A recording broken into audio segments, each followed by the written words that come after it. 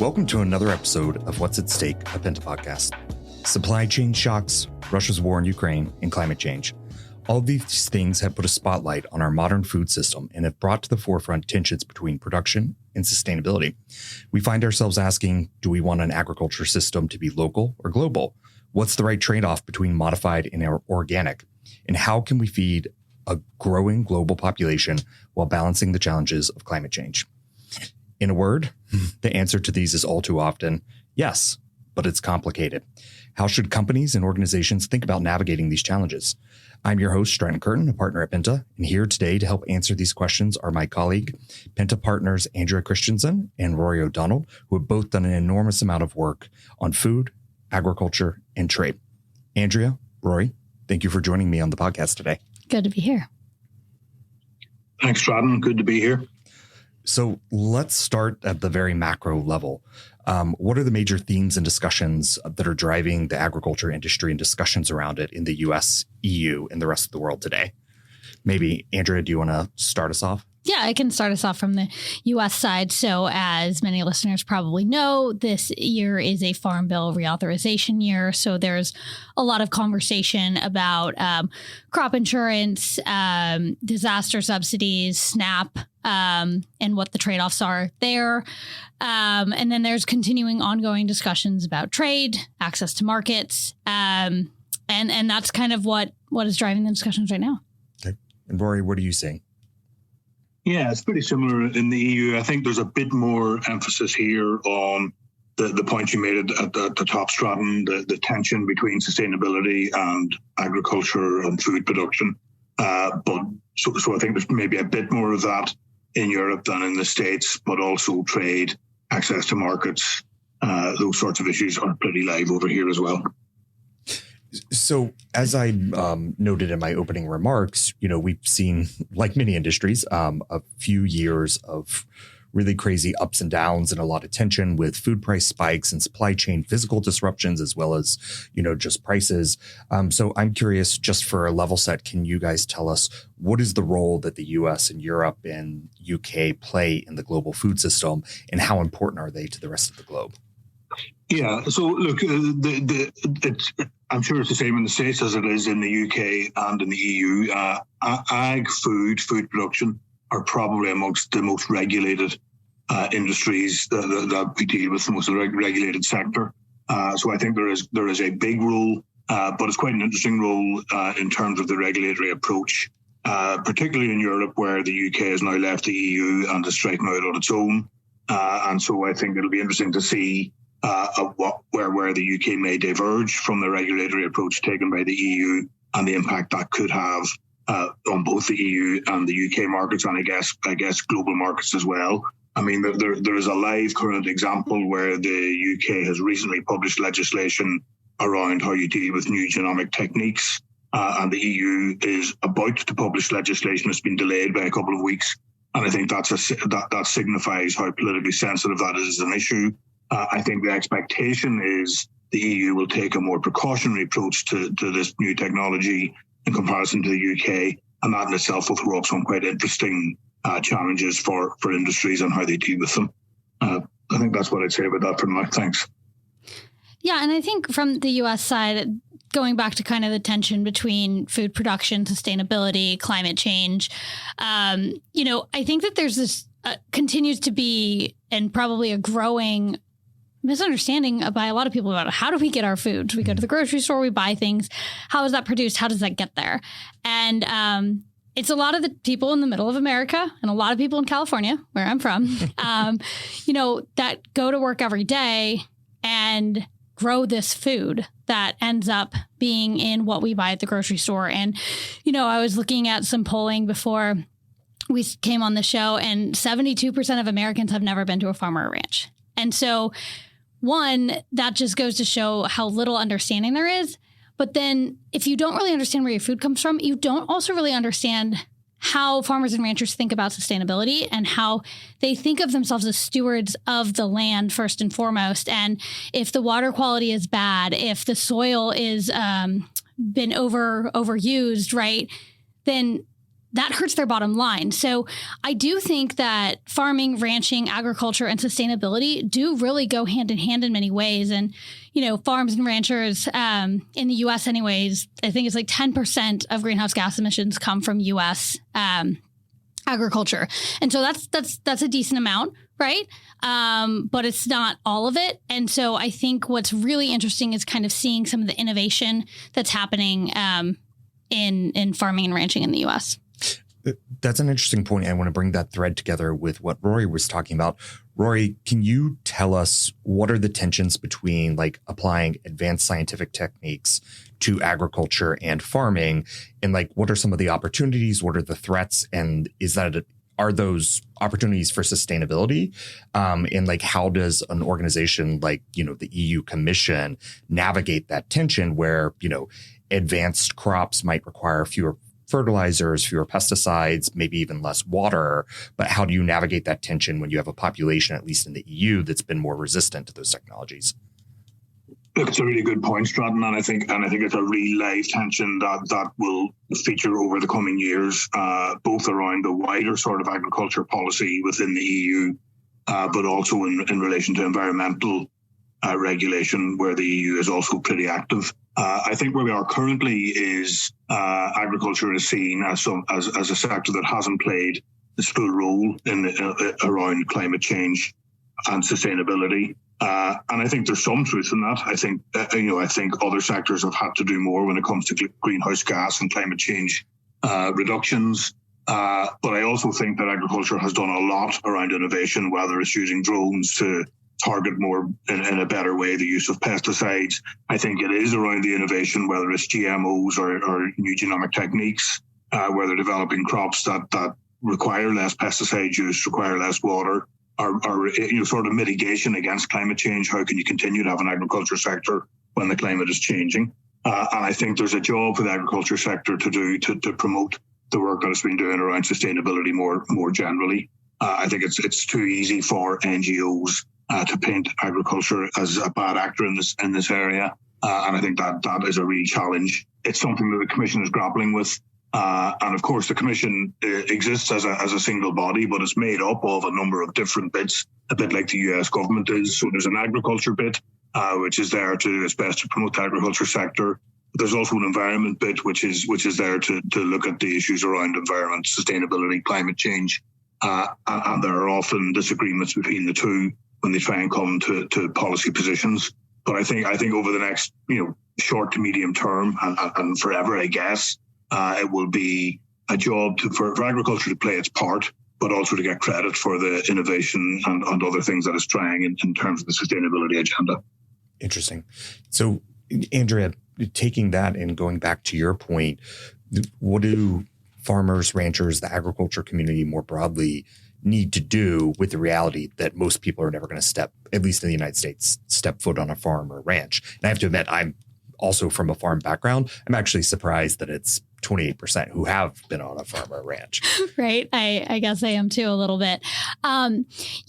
I've been kind of struck by a conversation I had a couple weeks ago when I was talking to somebody who is deep in the agriculture community.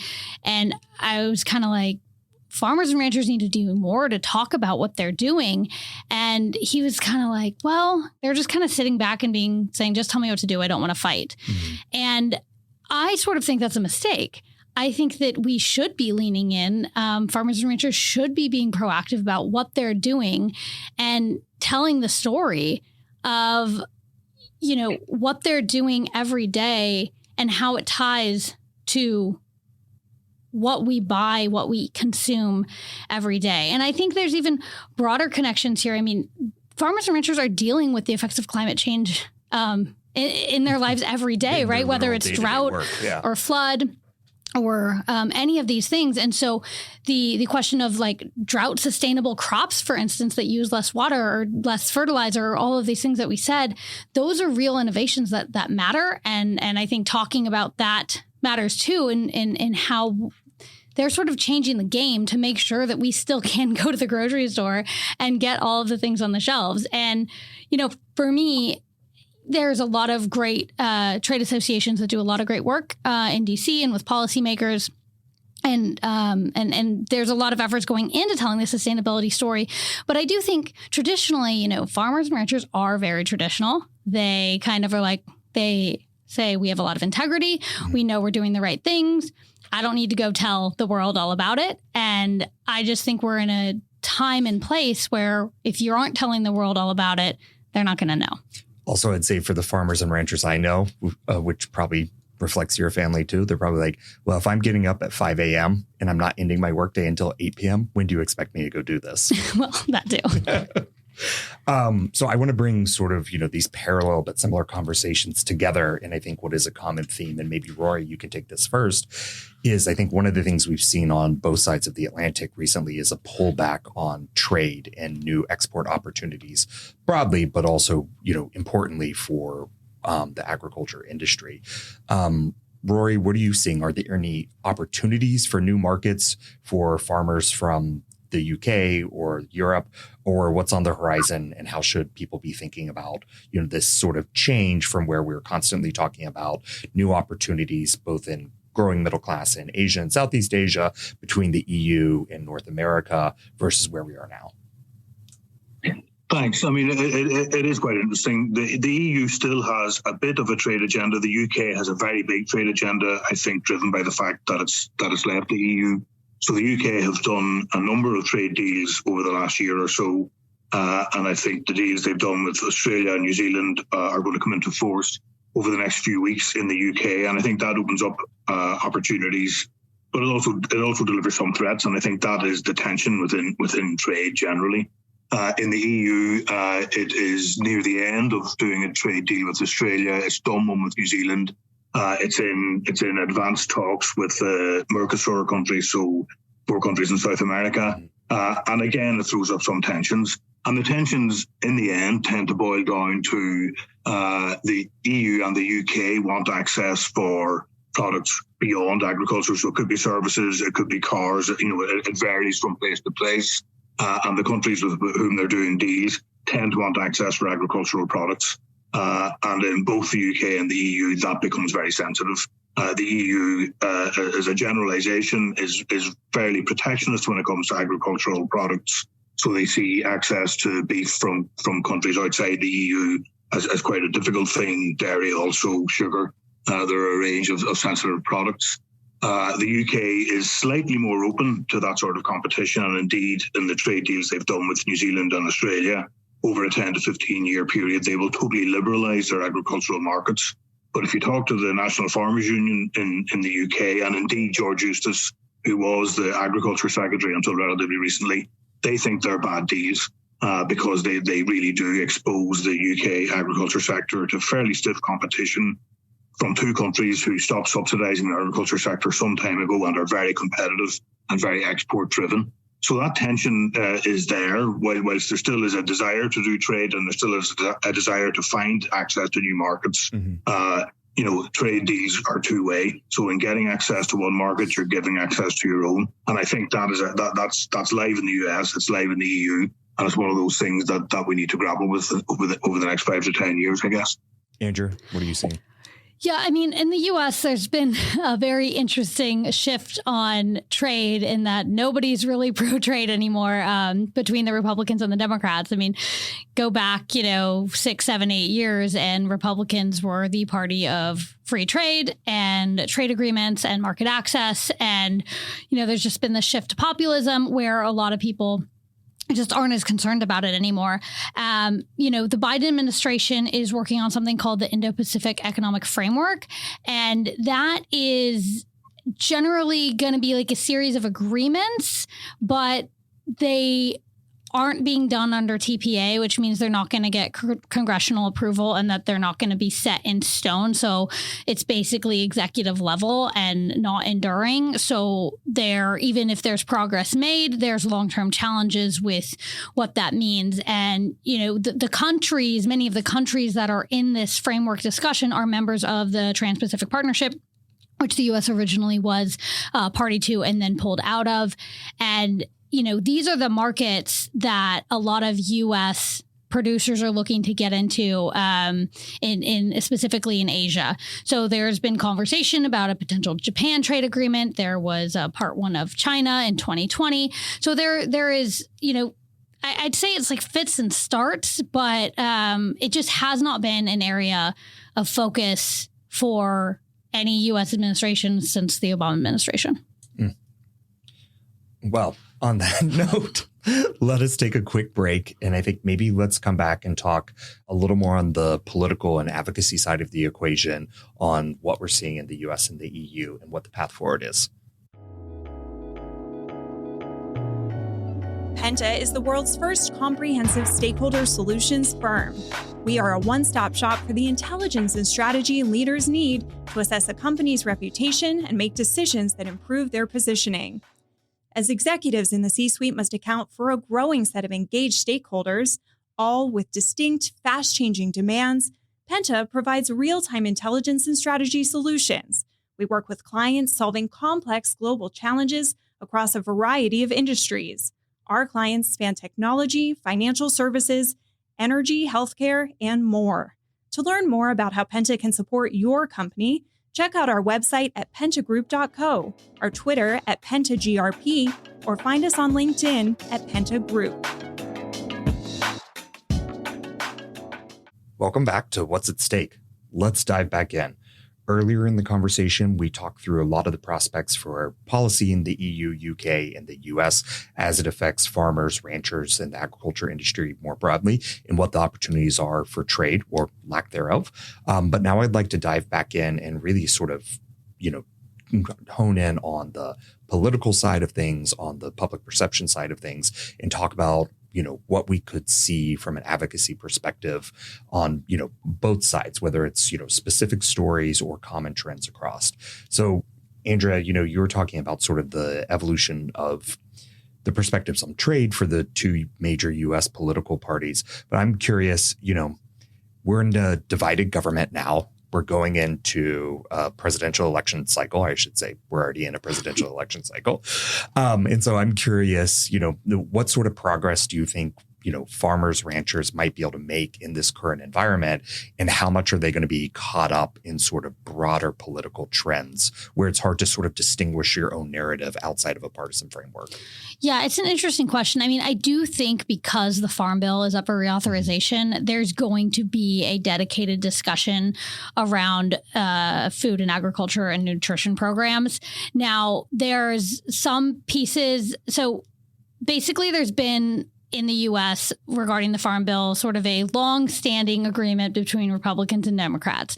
We're going to provide assistance for farmers and ranchers, and we're also going to provide support for low-income families. So the WIC program, SNAP program, there's others. The bulk of the Farm Bill is these nutrition programs. It's something like 75, right? 80%. Yeah. That goes to that. And then the balance is for, whether that's crop insurance support, whether that's disaster aid, whether that's, they're doing some sustainable, Secretary Vilsack and USDA is working on some sustainable farming initiatives right now. And so there's different kind of pots of money in there for farmers and ranchers. So it's interesting because the debates, every time this comes up, there's a debate about, well, do we take SNAP out of it and do we negotiate it separately? In the debt ceiling debate that's going on right now, they're trying to add work requirements to go along with nutrition programs. And so if that's done as a part of the debt ceiling debate, that could impact how the Farm Bill negotiation goes forward later this year. It's set to expire in September.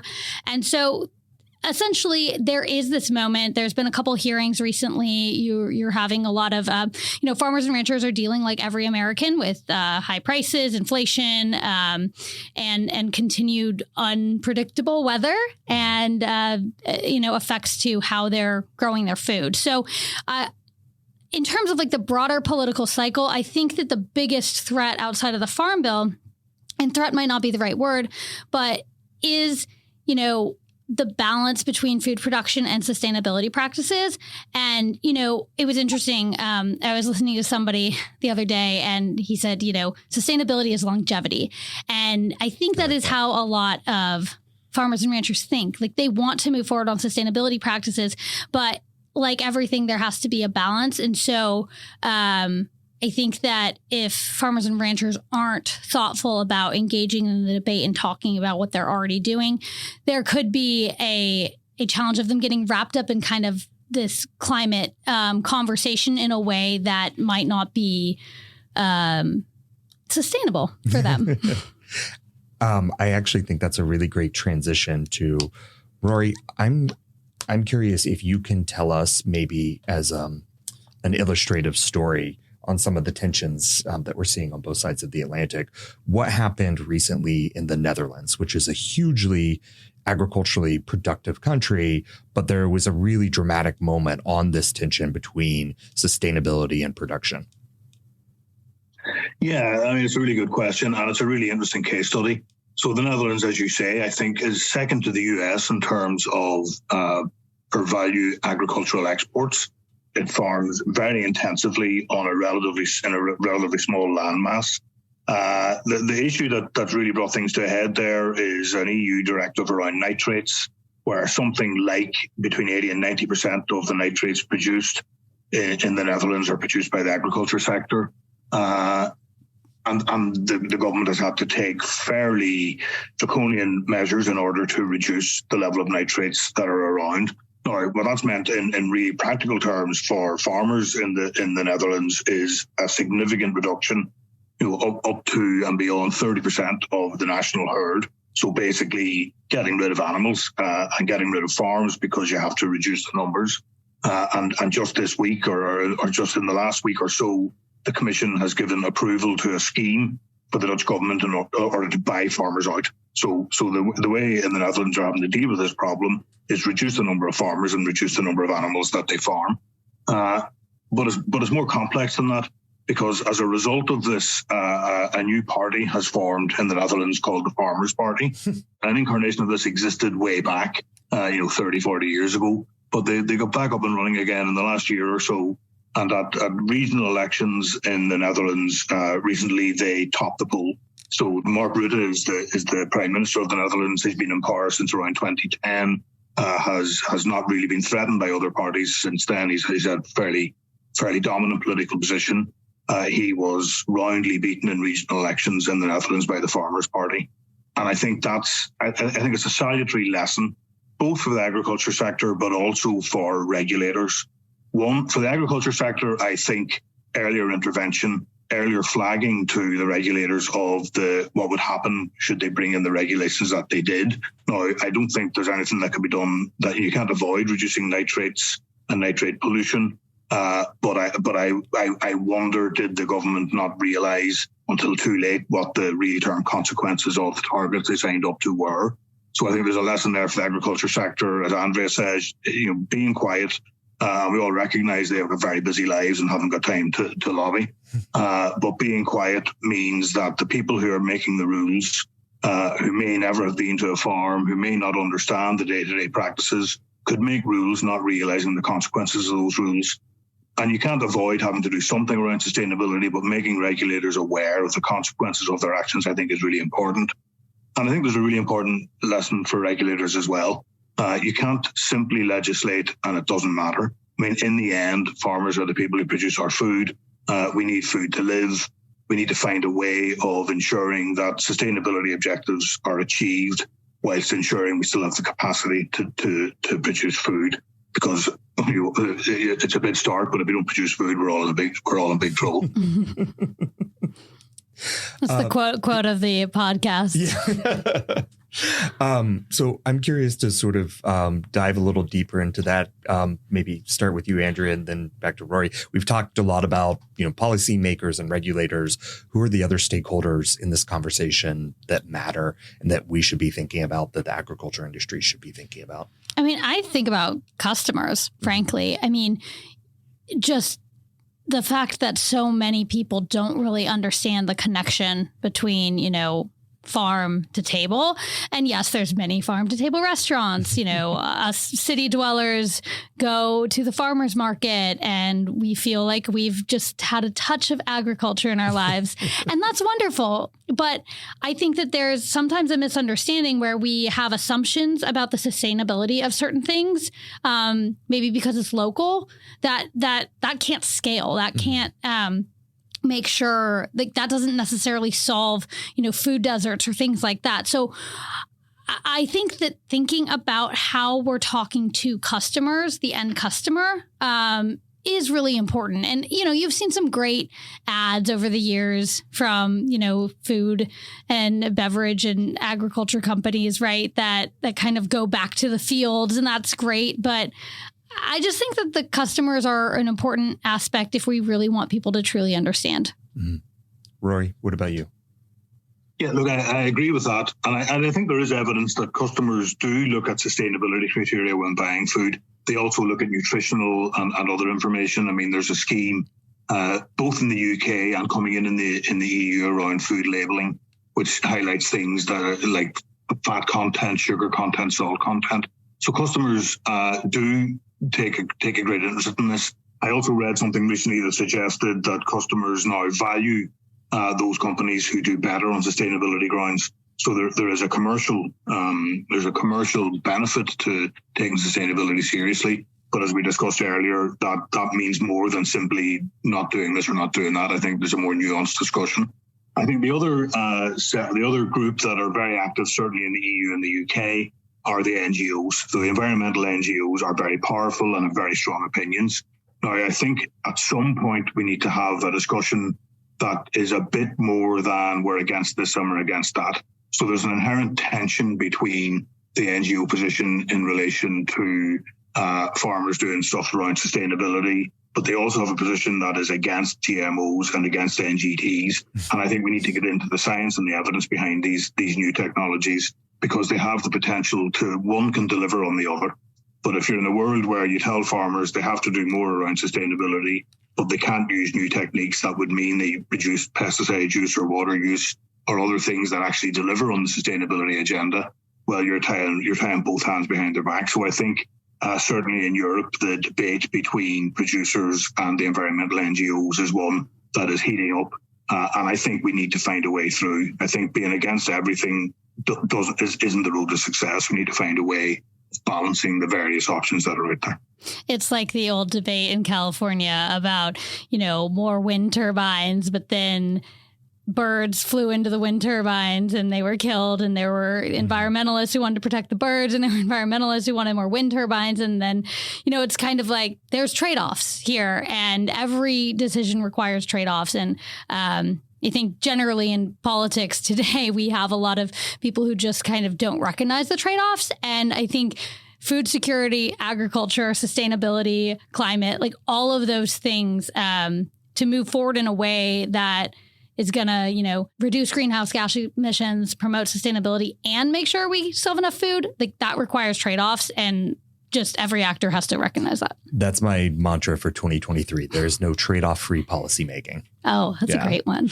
Well, so let's do a last round of questions. Andrea, what are you thinking about in this space that we didn't have a chance to talk about?